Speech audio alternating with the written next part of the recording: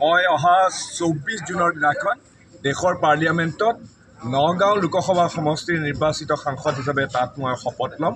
শপত লোৱাৰ আগতে মই আমাৰ সমষ্টিবাসী আমাৰ বিভিন্ন বিধানসভা সমষ্টিত গৈ পেলাই মই মোৰ ধন্যবাদ আৰু কৃতজ্ঞতা জনাবৰ কাৰণে মই গোটেইবিলাক সমষ্টিলৈ এনেকৈ গৈছোঁ আৰু আজিও মই ৰূপহী সমষ্টিলৈ আহিছোঁ আৰু পৰমাই ভেটি এই যিটো মাদ্ৰাছা আৰু ইয়াত মই নিৰ্বাচনৰ আগতেও আহিছিলোঁ, ৰাইজৰ আশীৰ্বাদ বিচাৰি দুৱা বিচাৰি আহিছিলোঁ। গতিকে সকলোৱে মিলি পেলাই হিয়া উজাৰি মোক ভাৰতীয় জাতীয় কংগ্ৰেছৰ প্ৰাৰ্থী হিচাপে জনপ্ৰতিনিধি হিচাপে নিৰ্বাচিত কৰি ভোট প্ৰদান কৰিছিলে।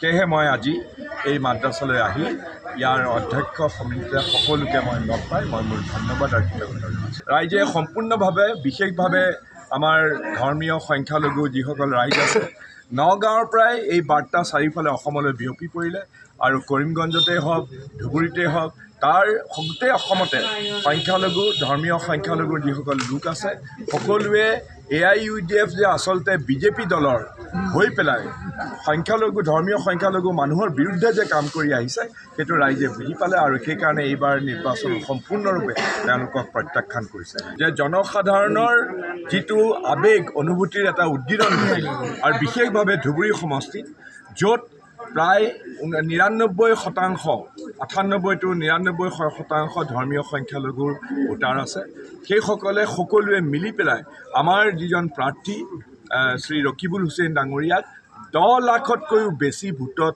তেওঁ আমাৰ দেশৰ ভিতৰত এটা ৰেকৰ্ড কৰি পেলাই তেওঁক নিৰ্বাচিত কৰিছে আৰু সেইটো এটা বৰ শক্তিশালী বাৰ্তা চাৰিওফালে আমাৰ দেশত আৰু অসমত চাৰিওফালে এই বাৰ্তা প্ৰেৰণ কৰিছে। তেওঁলোকে বিজেপি দলৰ অলপ সংখ্যাধিক্য আছে, তেওঁলোকে কৰক, আমি বাহিৰৰ পৰাই শুভেচ্ছা জনাইছোঁ। কিন্তু তেওঁলোকে যি ধৰণেৰে একনায়কত্ববাদী শাসনেৰে সৈতে দেশৰ একাংশ মানুহক যিদৰে অন্যায় কৰি আহিছে তাৰ সেই বাতাবৰণ যাতে নহয় তাৰ কাৰণে আমি সকলোৱে সচেষ্ট থাকিম।